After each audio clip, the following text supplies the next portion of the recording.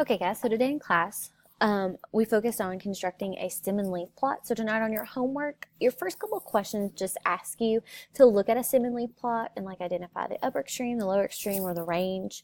But so for help today, we're going to skip on down to example 6 because that's where you actually have to start creating the stem and leaf plot.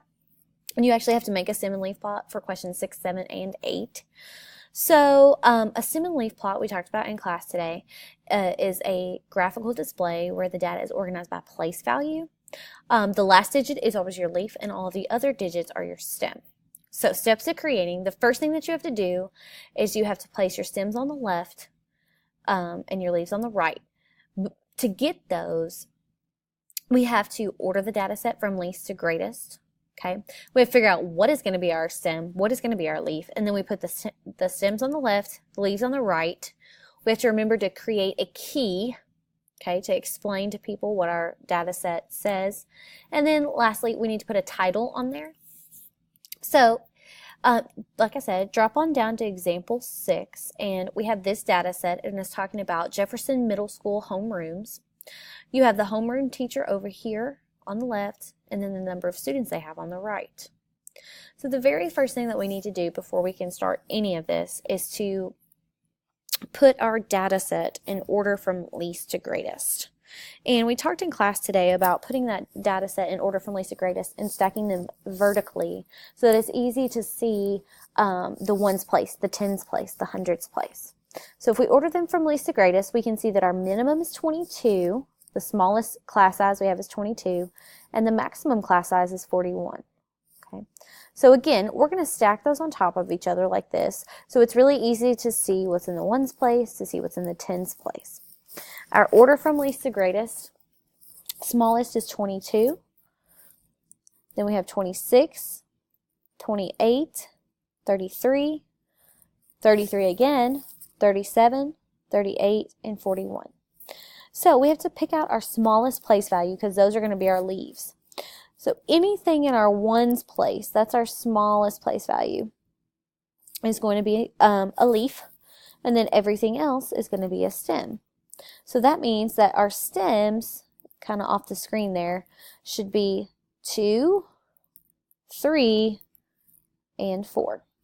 Okay, so now we set up our T-chart or our stem and leaf plot. We're going to put our stems over here on the left and our leaves over here on the right. We already said that our stems are 2, 3, 4. So that means that all of our data has a 2, a 3, or a 4 in the tens place. Okay.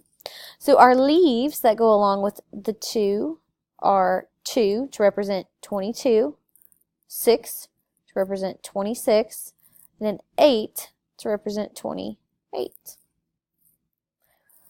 Our leaves that go with the 3 are 33, or a 3 here for 33, another 3 here for 33, another 7 here for 37, and then an 8 here to represent 38. And then the last one, we had a 41, so we put a 1 as a stem next to the 4, and those two together are 41. Now again, there's 2 pieces of data, or 2 more things that we have to do before we're completely finished. We have to give our stem and leaf plot a title. And a good title for this one might be Jefferson Middle Homerooms, or some people might write homeroom size at Jefferson Middle. Anything that describes the data is fine. And then the last part is the key. And we talked in class today about how the key is just like a little screenshot of a piece of the stem and leaf plot. And then it's an explanation. It's just an example to help people read our graph. So I'm going to do line 2, which is the first piece of our graph right here. And that just equals 22. That key just helps people understand what we're talking about. Okay. So you're going to need to do the same thing for questions 7 and 8. Okay. Good luck.